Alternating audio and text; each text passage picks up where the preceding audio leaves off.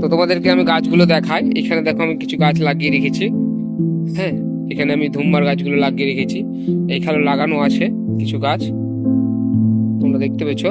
এবং এখানে কিছু দেখতে পাচ্ছ সুন্দর সুন্দর ফুল চলে এসেছে, ফলও এসছে। এটাতে একবার একবার ফল আমার খাওয়া হয়ে গেছে, এটা থেকে একবার আমি হারভেস্ট করেছি।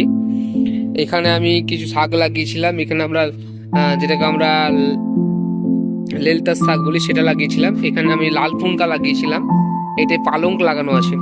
এবং এগুলো ভেন্ডি, ভেন্ডির গাছ লেগে আছে, দেখতে পাচ্ছেন। এখানে দেখুন ভেন্ডি ধরেছে। হ্যাঁ, এগুলো অনেকবার আমি হারভেস্ট করেছি, করে খাওয়া হয়েছে। এবার এইখানে দেখো, এখানে একটা ভেন্ডি ধরা হয়েছে, দেখছি ভেন্ডিটা আছে সুন্দর কত, কিন্তু আমি এটা পারিনি, কারণ আমার একটা দুটোই ছিল তো, তার জন্য এটা পারা হয়নি। দেখতে পাচ্ছ কত বড় হয়ে গেছে। এখানে বেগুনের গাছগুলো আছে, দেখতে পাচ্ছ। এগুলো কিছুদিনের মধ্যে, বেগুনের গাছগুলো কিছুদিনের মধ্যে ফুল চলে আসবে। ওইখানে একটা বেগুনের গাছ আছে, তোমরা দেখতে পাচ্ছ। এখানে আমরা নতুন চারা দিয়েছি, কারণ ভেন্ডিগুলো ধরো ওইগুলো গাছগুলো বড় হচ্ছে, কিছুদিন পরে হয়তো আর ফল দিবে না। হ্যাঁ, ভেন্ডিগুলো ধরবে না, তখন আমাকে আবার এই ভেন্ডিগুলো তা করতে করতে ফল চলে আসবে। এবং তারপর সে দেখো এখানে লঙ্কা, দেখো তোমরা সুন্দরভাবে দেখালে বুঝতে পারবে, একটু দেখাই লক্ষ্য করে দেখো। এখানে দেখো লঙ্কার ফুলও আসতে লেগেছে। তো লঙ্কারও গাছ আমি এখানে দুটো টবে লাগিয়েছি, লঙ্কার গাছ, যেগুলো লঙ্কা ধরবে। এখানে নতুন নতুন দেখতে পাচ্ছ ভেন্ডির গাছ হয়েছে। ওগুলো আর এগুলো একসাথে ভেন্ডির গাছ লাগানো, দেখো এখানে ভেন্ডিগুলো হয়েছে। ওগুলো শেষ হওয়ার পরে এগুলো হারভেস্ট হবে, তাতে করতে করতে ফল চলে আসবে। এখানে আমি উচ্ছে লাগিয়েছি, করলা লাগিয়েছি, করলা। তো করলাগুলো দেখতে পাচ্ছ হয়েছে। এখানেও করলার গাছ হয়েছে, আমার এখানে ফুল চলে এসছে করলার গাছে, করলা হয়েছে, কিন্তু আমি করলাগুলো ঝরিয়ে দিয়েছিলাম, কারণ তোমরা দেখতে পাবে গাছে একটা সমস্যা হয়েছিল। এই সমস্যাগুলো দেখতে পাচ্ছ, পাতাগুলো কোঁকড়ানো কোঁকড়ানো হয়ে গেছে, যেগুলা সাদামাছি বা অনেক কত সাদামাছি বা অনেকগুলো পোকামাকড়ের এর জন্য হয়। তো আমি তো আমার বাগানে কোনো রকম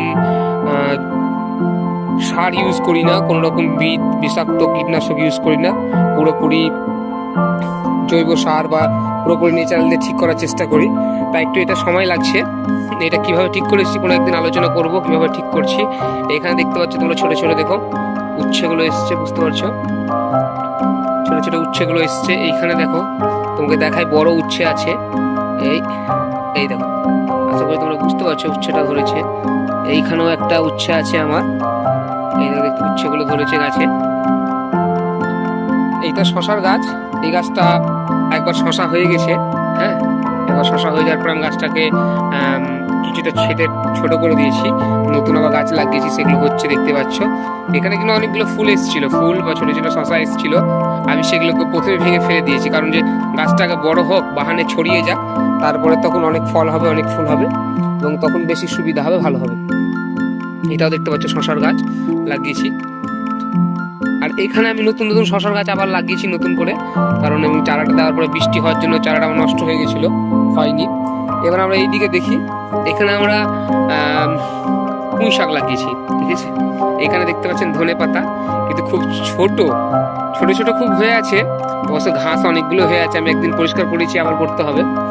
তো অনেকগুলোই হয়ে আছে, কিন্তু এই ছোট থেকে অনেক সুন্দর একটা যে সেন্ট পাওয়া যায়, সুগন্ধ পাওয়া যায়, সেটা পাওয়া যাচ্ছে।